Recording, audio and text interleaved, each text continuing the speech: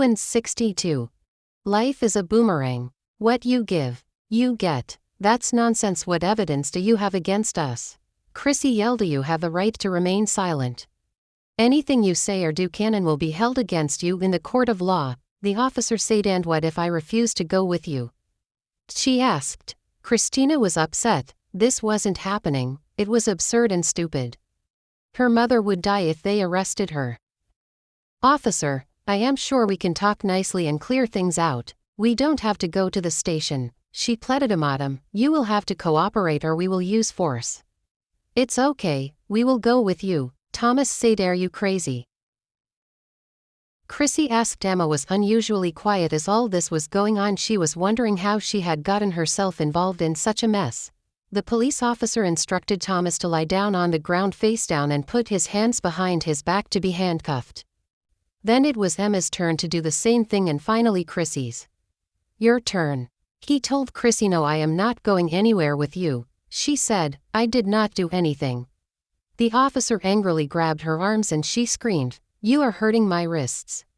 For a second she escaped from him and started running towards the gate. Two policemen who had obviously been standing outside the gate tackled and grabbed her. They forcefully pinned her down and cuffed her hands behind her back, patting her down a little too rough. Fuck you, she roared and moaned in pain. You're gonna need to come with us down to the station, so calm yourself down, the officer yelled back. They were loaded into the back of the police cruiser and off to the local police station. Chrissy was shouting and cursing the whole time till they arrived at the station. At the police station, they stripped off their shoes and belts before they were led into separate interrogation rooms.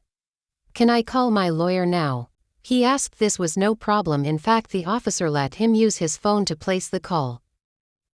Thomas patiently waited as the phone rang on the other side. When the lawyer answered, he told him of his arrest and all the charges that had been labeled against him. You are not to volunteer any information until I arrive, his lawyer, Mr. Nolan, said. Okay, thank you, he said to the officer as he handed him back his phone. He prayed the lawyer would do his best to get them out. When the lawyer arrived, he was allowed a private discussion. Nolan, can you get us out of here today? Thomas anxiously asked. The lawyer shook his head. He had a chance to speak to the detective in charge of the case before coming into Thomas. The charges labeled against Thomas and his colleagues were serious and non-bailable. Why are you shaking your head like that? The offenses you committed are serious and non-bailable.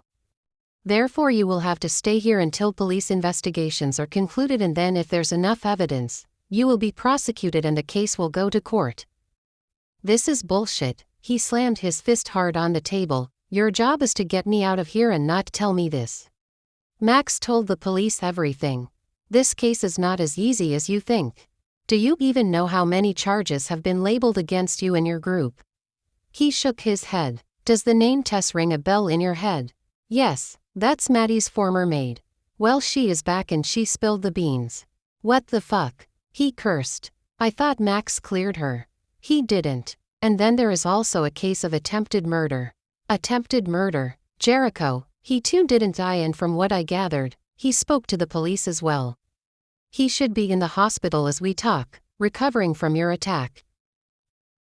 Oh Lord, he drew out a sharp breath. How come he had incompetent men on his team? He had sent them to clear these people off without leaving any traces, but they failed him. He should have known Max was weak and couldn't handle pressure. What had the police done to him to make him confess? How was he going to get out of this one? So what are you saying? He asked. Well, for now, there is nothing much I can do, but I will have to find out what evidence they have against you and if possible eliminate it. I will see if it's possible to bribe one of the officers here to help out. Do what you can to get us all out of here, he roared. I will try my best. I don't pay you try your best, I pay you to get me out of such situations, so get out and get to work. Once the lawyer left, they were all questioned one by one. On completion of the interrogation, they were held in a building with no windows and in completely dark cells. Emma's heart was thumping with panic as they were being locked up into the cells. What would happen to Theo if they were sent to jail? What demon had forced her to join forces with these two? Her friend had been right all along. If only she had gotten married and forgotten about Chart, all this wouldn't be happening to her. This was too much for her to handle. She was silently praying for a miracle to save her. The next day, Chrissy woke up ready to leave. She was certain her mother would get her out. Spending the night in the filthy cell was one of the worst things that had ever happened to her. She couldn't handle spending another night in such an environment. Eventually, the door slid open and she watched as one guard approached her. "Christina, yes. You have a visitor," he said. A bright smile played on her lips. "I told you I would be out." She turned towards the other ladies who were playing cards. They led her out into the visiting area, and when she walked in, there was her mother sitting at the far end.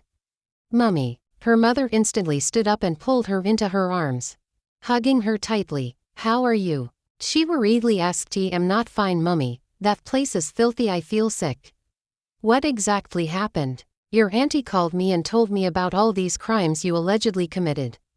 This is all Maddie's fault, Mummy. She accused me wrongly. You need to get me out." "But did you do all these things they say you did?" "Mummy, all that doesn't matter. You need to get me out of here." "I will try my best, but your case is non-bailable, so I will see what I can do when I talk to Maddie." "Please do, and you can talk to Maddie to withdraw the case. She will withdraw it whether she likes it or not."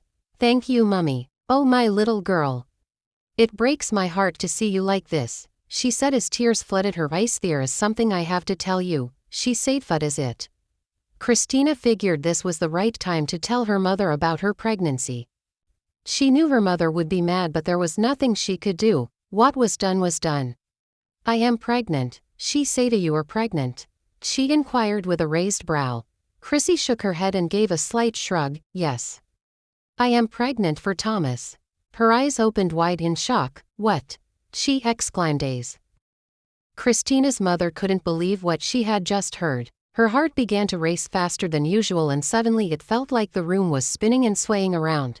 Her vision was becoming blurry and her eyelids felt very heavy. And then the room began to spin faster. "Mummy, are you okay?" Chrissy worriedly asked. She couldn't even respond. She felt really sick. "What is happening to me? Why am I feeling like this?" she wondered. The last thing she heard was Chrissy's loud scream as her eyes blacked out and she fell over.